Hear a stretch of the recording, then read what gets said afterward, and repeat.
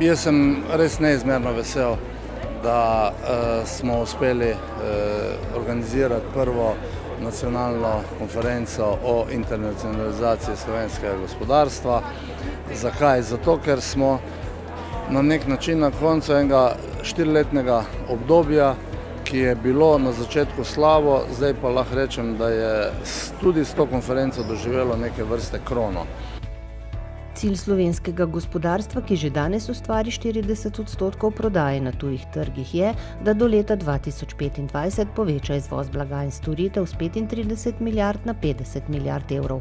O tem, kakšna je pri doseganju tega ambicioznega cilja vloga države in podpornega okolja, je na prvi nacionalni konferenci o internacionalizaciji slovenskega gospodarstva razpravljalo več kot 350 gospodarstvenikov, deležnikov v podpornem okolju internacionalizacije in predstavnikov tujih veleposlaništev v Sloveniji.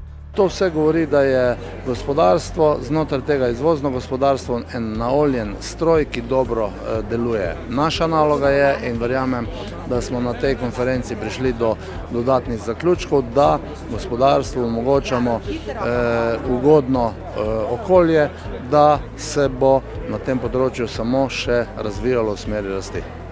No, mislim, da gospodarska zbornica igra zelo pomembno vlogo, nenazadnje združuje slovensko gospodarstvo. Zelo sem zadovoljen, da je prisotnih veliko slovenskih gospodarstvenikov, zlasti izvoznikov, in moram reči, da sem zadovoljen, ker vem, da dobro sodelujemo v okviru gospodarske diplomacije, ki jo vodi Ministrstvo za zunanje zadeve. Zelo pomembno se mi tudi zdi, da smo v deklaraciji o zunanji politiki Republike Slovenije kot eden od pomembnih stebrov slovenske diplomacije dali tudi gospodarsko diplomacijo. Prva nacionalna konferenca slovenskih izvoznikov kaže res to težo in pomen izvoza. Slovenija približno 80% tega, kar naredimo, izvozi, torej živimo od izvoza, in danes ta številčnost je v bistvu potrdila, da potrebujemo še več v bistvu srečevanj, pogovorov o tem, zato da lahko vzpostavimo sistem, ki bo samo še bolje gnal to kolo izvozno naprej.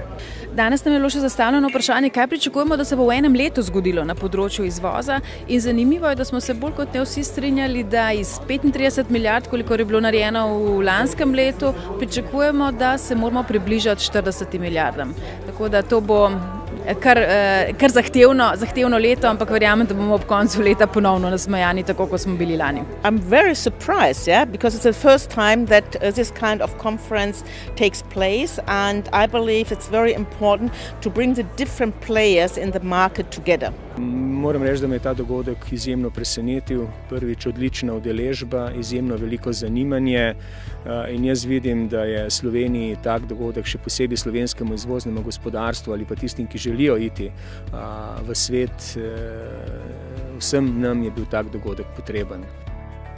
Dogodek, ki so ga organizirali Ministrstvo za gospodarski razvoj in tehnologijo, Gospodarska zbornica Slovenije, Javna agencija Spirit Slovenija ter Ministrstvo za zunanje zadeve, je potekal 6. aprila 2018 na Brdu pri Kranju.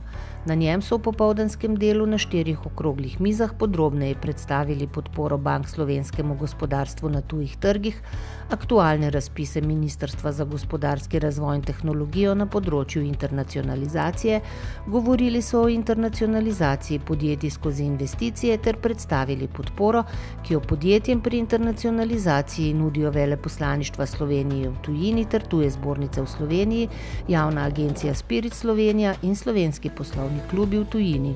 Jaz sem zelo zadovoljen z konferenco, ki je danes potekala. Mislim, da je odziv podjetij pokazal, da je več kot potrebno, da organiziramo eno tako nacionalno konferenco. V tem primeru se zahvaljujem vsem soorganizatorjem gospodarski zbornici, Spiritu, Ministrstvu za zunanje zadeve, da je skupaj z Ministrstvom za gospodarski razvoj in tehnologijo organiziralo ta dogodek. Po prvih odzivih podjetij se mi zdi, da je bila konferenca prava. Glavni izzivi za internacionalizacijo naprej so pa seveda, kako povečati izvoz, kako razpršiti izvoz, se pravi ne samo biti tako odvisni od Evropske unije, ampak tudi na tretje trge, in seveda kako zagotoviti ustrezno delovno silo, da bomo lahko temu sledili. Zelo Jasno sporočilo je bilo tudi, da si posebne ukrepe na konferenci na področju internacionalizacije zaslužijo mala in srednja podjetja. Glede današnjega dogajanja lahko rečem, da se je izkazala potreba, da ta konferenca postane stalnica in zato močno verjamem, da se naslednje leto vidimo na drugi nacionalni konferenci o internacionalizaciji.